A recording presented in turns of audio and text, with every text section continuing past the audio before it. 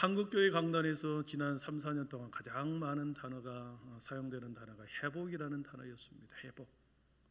많은 사람들이 아파합니다. 많은 사람들이 상대적 박탈감으로 인해서 힘들어합니다. 여러분 요즘에 뉴스에 어떻습니까? 한 회사가 월급 말고 특별 상여금으로 6억씩을 준다. 여러분 한 사람당 6억 월급은 또 따로 받고 코스피가 지금 증권이 8,000피가 올라가면서 사람들이 증권으로 돈 벌었다. 부동산으로 돈 벌었다. 이 소리를 들으면 어떻습니까? 상대적 박탈감이 들지 않습니까? 도대체 나는 뭐지? 뭐 이런 마음. 모든 것이 돈과 물질로 이렇게 연결되어 있어서 그 사람을 판단하고 기준을 합니다. 그 사람이 타고 다니는 차, 그 사람이 차고 다니는 시계, 뭐 이런 것을 보면서 막 판단합니다. 저 사람 부자네. 세상은 더 이상 자아 존중이라든가 인간에 대한 기본적인 A라든가 철학적인 질문이라든가 천국과 지옥에 대한 이런 영성의 문제라든가 이런 것도 어느 순간에 다 사라져 버렸습니다. 내가 얼마나 많이 갖고 있느냐에 따라서 이 과시욕으로 살아갑니다. 월세 30만 원에 살면서 벤츠차 끌고 다니는 우리 청년들을 보면서 얼마나 과시하고 싶어서 그러겠습니까? 여러분 사랑하는 성도 여러분, 성도의 정체성은 뭡니까? 저와 여러분의 정체성, 가지고 있는 것으로 증명해내는 사람이 우리의 정체성입니까? 아니죠. 만물을 창조하시고 지금도 운행하시고 다스리신 하나님의 자녀라고 하는 이 정체성이 있어야 합니다. 이 정체성이 있을 때 우리는 날마다 회복이 있는 거죠. 세상에 들려오는 수많은 소리 가운데서 좌절하지 않고 상대적 박탈감으로 인해서 내 모습을 보면서도 나는 그렇지, 하나님의 자녀지, 만물을 창조하시는 하나님의 자녀다, 나는 존귀한 자다, 이런 정체성을 계속해서 회복하고 또 회복하고 자아 존중감이 일어나는 거죠. 이 시대적 요청은 그렇습니다. 성도의 정체성을 회복해라. 하나님의 자녀인 것을 다시 한번 우리가 깊이 자각하고 깨우쳐라. 그리고 공동체성의 회복을 다시 한번 추구해라. 많은 사람들이 개인주의로 가버립니다. 개인주의, 물질 만능주의로 계속해서 갑니다. 나 혼자, 우리 가정, 우리끼리 하는 이 개인주의가 팽배하게 지나갑니다. 공동체성은 어느 순간에 다 사라지고 이렇게 개인주의, 물질주의로만 빠져들어갑니다. 함께 더불어라고 하는 이 말이 어느새 사라졌습니다. 그러나 다시 한번 우리 교회는, 이 시대의 믿음의 성도는 내 자신의 믿음의 정체성과 또 우리 교회 공동체의 정체성을 바로 세워가야 할 줄 믿습니다. 험악한 세상에 험한 풍파, 오늘 찬양한 것처럼 험한 풍파를 넘어가기 위해서는 나 혼자는 살아갈 수 없죠.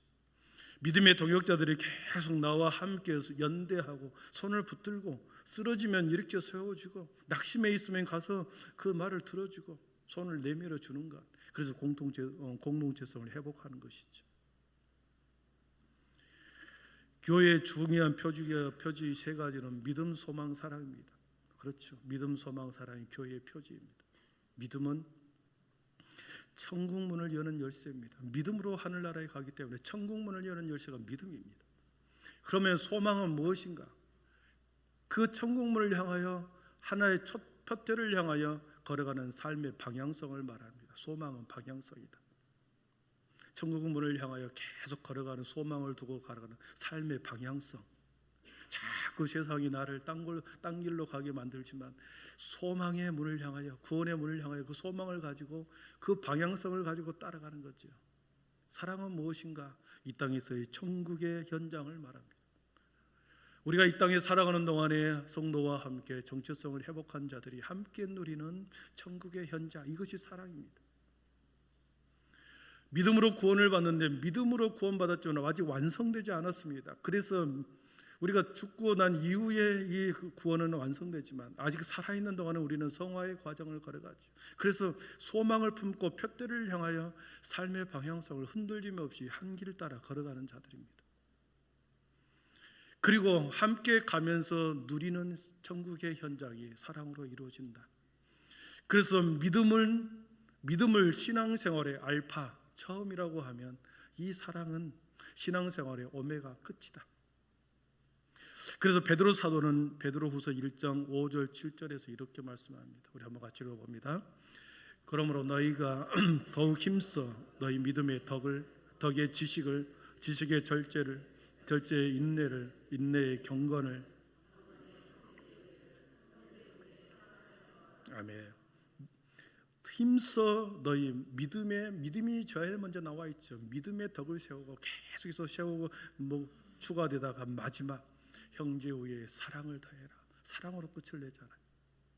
성도의 삶이 믿음으로 시작해서 사랑으로 완성되고 믿음의 길에서 출발하여 사랑의 길로 계속 걸어가는 것이 성도의 삶이다.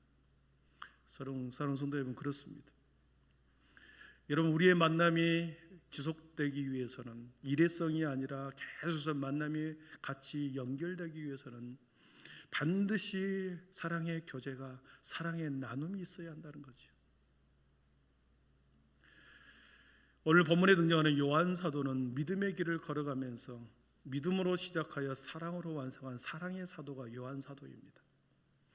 우리가 알다시피 요한 사도는 젊은 날에 예수님으로부터 그의 형제 야고보와 함께 보아너게라고 하는 별명을 받습니다. 보아너게, 우레의 아들, 천둥치고 번개가 뇌성과 번개를 치는 우레의 아들이다. 성격이 매우 급하고 성격이 매우 칼같이 날카롭고 매우 그리고 불같은 성격을 가진 그 표현을 우레의 아들이다, 이렇게 보아너게다, 이런 별명을 붙였습니다. 공생의 기간에 야고 두 사람 전도를 보냅니다. 예수님이 야고보와 요한이 한 짝이 돼서 형제끼리 한 마을에 들어가서 복음을 전하는데 아무도 듣지 않습니다. 너무나도 마음이 괴로워, 너무나도 마음이 안 좋았습니다.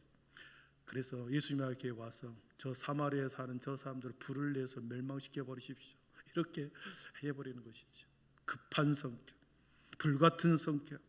젊은 날에는 이 요한과 야고보 사도는 매우 불같은 야심이 있는 사람이었습니다. 어머니를 시켜서 예수님께 청을 하잖아요. 장차 저 예수가 왕이 되면 자신의 아들 둘이를 좌우에 우편에 앉게 해달라고 어머니를 이용하여 부탁을 하는 매우 진취적이고 권력지향적인 사람이 요한이었고 야고보 사도였습니다. 야심가요 자기중심적인 사람이었습니다. 젊은 날의 요한 사도는 그렇게 불같은 성격, 칼같은 마음, 높아지려고 하는 자기중심의 사람이었으나 노년이 되어 요한 1, 2, 3서를 쓴 그때에 와서는 그는 사랑의 사도로 변해 있습니다. 그래서 전승에 의하면 이 사도 요한이 가는 곳마다 만나는 사람들마다 사랑하는 자들아 우리가 서로 사랑하자, 가는 곳마다 이 말을 하고 다녔다는 거 아닙니까? 친구들의 모임에, 동네에 가서 만나는 모든 사람들에게 사랑하는 자들아 우리가 서로 사랑하자, 노년에 이렇게 사랑을 예추고 다녔던. 그래서 요한 1, 2, 3서에 보면 계속해서 사랑하는 자들아, 사랑하는 자들, 오늘도 그랬습니다. 사랑하는 자들아 계속해서 말합니다. 믿음의 길을 걸으면서 그는 그의 성품이 변화된 거죠. 급하고 불같은 야심적인 성취지향적인 그의 성격이 말씀으로 인해서 믿음으로 주님을 따라다니면서 말씀으로 그는 변화되기 시작하죠. 그리고 마침내 주님께서 십자가에서 모든 것을 주고 죽는 그 모습을 보면서 그는 그의 영혼을 사랑했던 그 사랑을 보면서 감동을 받아 사랑의 사도로 변해갑니다. 사람들은 말합니다. 사람은 잘 안 변해. 여러분 잘 안 변합니까? 사람은 변하지 않는다고 하는데 안 변합니까? 저는 변한다고 믿는 사람의 성품이나 인격이 변한다고 믿는 사람입니다. 목회 사역을 해가면서 많은 분들을 만나면서 점점 변해가는 것을 보았거든요. 왜냐하면 말씀은 살았고 운동력이 있다 그랬습니다. 살았고 운동력이 있다. 계속해서 말씀이 우리 안에 들어오면 그 말씀이 우리를 계속 마음속에서 찌르고 우리로 하여금 운동력이 있어 우리의 마음이 계속 욕심과 자만과 여기 욕망으로 가득해 있을 때 말씀이 우리를 제어하잖아요. 계속 제어합니다. 말씀이 우리를 움직여서 그렇게 하지 말겠어요. 우리를 다독이고 잘라내고 모난 모서리가 맨들맨들한 돌로 변해가고 뿌리 나 있던 그 뿌리 점점점 휘어지고 무뎌지고 말씀을 통해서 그렇게 변화되는 거죠. 현대인은 왜 고독합니까? 라고 하는 이 질문에 대해서 여러분 왜 고독할까요? 짐 스토벌이라고 하는 사람은 왜 사람들은 현대인들은 고독할까요? 그렇게 질문 속에 이 사람이 이렇게 답을 합니다. 사람들은 다리를 놓으려 하지 않고 벽을 쌓기 때문에 여러분 현대인들은 고독하다. 다리를 놓지 않고 벽을 쌓기 때문에 현대인들은 고독하다. 어떻습니까? 다리를 놓을 것인가 벽을 쌓을 것인가 모든 만남과 모든 순간이 중요하다. 서로 간에 다리를 놓을 수 있는 인간관계를 오늘 당장 시작하라 이렇게 말합니다. 여러분 사람 사이에 관계의 벽을 치고 사랑의 벽을 치고 소통의 벽을 쳐버리면 고립될 수밖에 없죠. 벽은 교만을 표시하고 다리는 겸손을 표시합니다. 여러분 벽을 세우는 것은 자신만의 벽을 세우고 울타리를 만든다는 것은 내 공간 안에 다른 사람이 들어오지 못하도록 벽을 치는 것. 그래서 좀 그 사람하고 친해지려고 하면 딱 벽을 쳐서 벽을 치네. 벽을 치네. 그리고 그 사람에게 더 이상 가까이 가지 못하도록 벽을 친다. 자기 방어를 하는 거죠. 벽을 친다. 벽창. 아무리 말을 해도 아무리 설교를 해도 길을 딱 닫고 있는 사람 벽장 아닙니까? 벽은 교만을 상징하고 다리는 겸손을 표시한다 그랬습니다.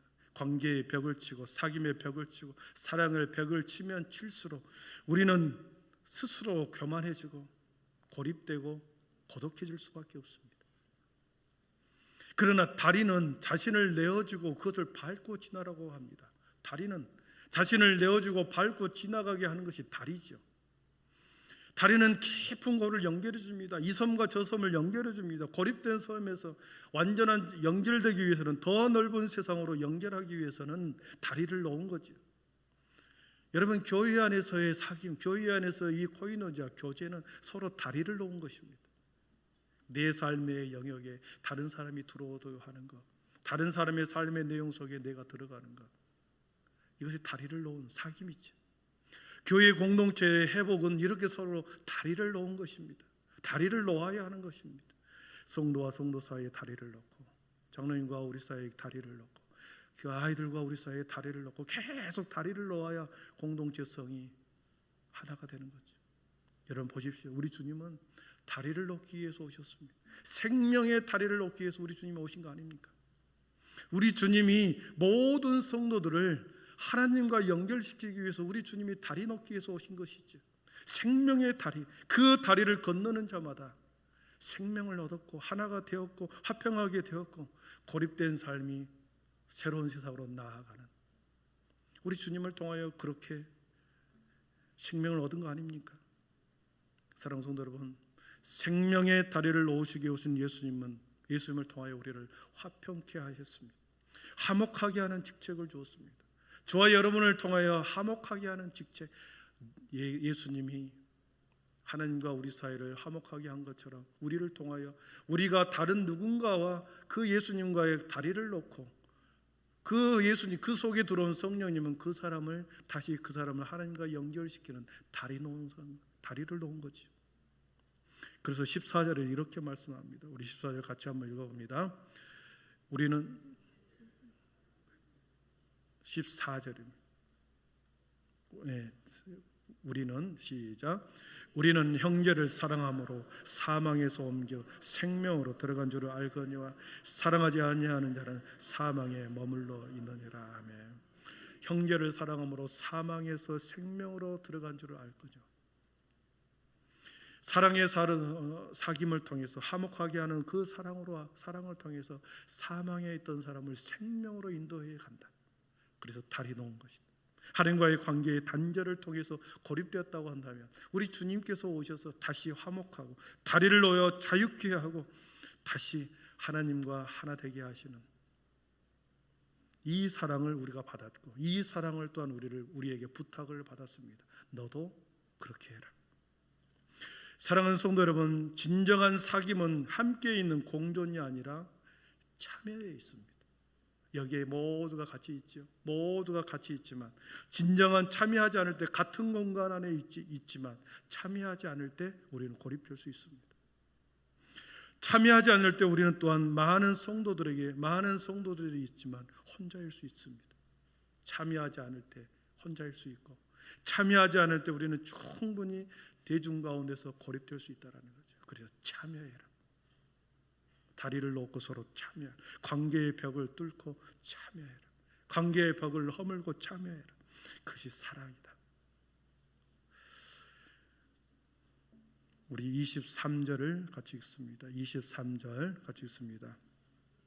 그의 계명은 이것이니 곧 그 아들 예수 그리스도의 이름을 믿고 그가 우리에게 주신 계명대로 서로 사랑할 것이니라. 아멘. 천국의 문을 여는 것은 믿음이다 그랬습니다.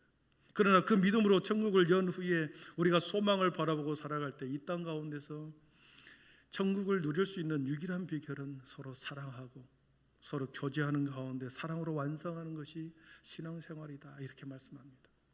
사랑하는 성도 여러분, 우리 교회가 외적으로 환골탈태했습니다. 어떻습니까?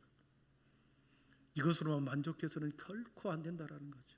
이제 우리가 해야 할 일은 사랑의 공동체를 만들어야 합니다. 행복한 믿음의 공동체를 만들어가야 합니다. 그러기 위해서는 내 믿음과 신앙과 소망을 다시 한번 점검해 볼 필요가 있다는 거죠.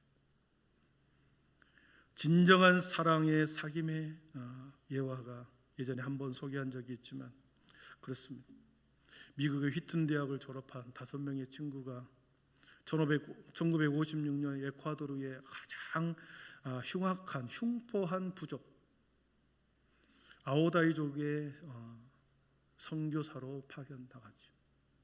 5명의 친구가 대학교를 졸업하고 전도 유망한 그 친구들이 에콰도르라고 하는 그 섬 부족 국가로 선교를 떠납니다. 네이트 세인트라고 하는 이 아버지가 고향에 아이를 한 명 낳아놓고 선교를 떠났는데 아버지가 거기서 죽임을 당합니다. 그 아들이 커서 스티브 세인트가 되어 그 아버지가 돌아가셨던 그 현장을 가봅니다. 그 흉악한 아오다이족의 사람들이 아버지를 죽인 그 선교의 현장으로 갑니다. 아오다이 부족의 장로들이 이 가족 부인과 아들과 그리고 손자들 4명을 초청을 하여 아버지가 죽음의 현장에 와서 목격하게 합니다. 그래서 4년 동안 거기서 살지요. 4년 동안 살면서 아버지가 어떻게 부족에게 복음을 전하다가 이렇게 죽었는지를 글로 쓰는 것이 그 길을 따라서라고 하는 책이죠. 아버지의 복음의 흔적을 기록한 그 책. 아버지를 죽였던 그 원수 같은 그 사람들을 향하여 복음 들고 다시 들어갔죠. 그리고 5명 중에 짐 엘리엇이라고 하는 선교사의 부인 엘리자베스 엘리엇이라고 하는 사람이 남편이 거기서 죽었습니다. 자녀 없이 남편이 선교사로 갔다가 거기서 죽음으로 돌아왔습니다. 그 부족에게 복음을 전하기 위해서 간호사 훈련을 받고 그곳으로 다시 들어가죠. 그리고 그곳에서 아오다이족 부족들을 전체를 복음화시킵니다. 남편을 죽이고 네이트 세인트라고 하는 이 5명의 친구를 미국 선교사들을 다 죽인 주모자 키모라고 하는 장본인의 최초로 거기에서 목사가 됩니다.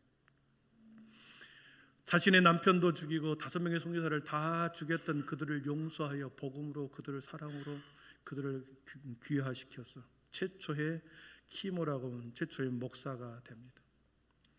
이분이 자신들이 죽였던 선교사들의 후손들을 다 초청을 하죠. 초청을 해서 그 손자 어린 아이들을 강가에서 세례를 줍니다.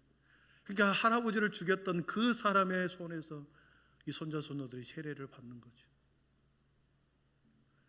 그것이 영광의 문이라고 하는 책에서 이 일이 소개되었다라는 거죠. 그래서 그 사람들의 얼마나 사랑이 위대한지를 보여주는 그 책에서 우리에게 전해주고 있습니다. 사랑하는 성도 여러분, 사랑의 공동체라고 하는 것은 많은 사람들에게 이 사랑이라고 하는 것이 너무나도 큰 짐입니다. 내가 가지고 있는 사랑으로는 도저히 이것을 품어낼 수가 없습니다. 그러나 주님이 우리에게 보여준 그 사랑을 우리가 받고 믿을 때, 우리가 진정으로 그 사랑을 우리가 마음속에 성령님을 통하여 받아들여질 때, 그리고 그 사랑이 나와 교제가 이루어질 때, 그 사랑으로 우리는 다른 사람을 용서할 수 있는 거죠.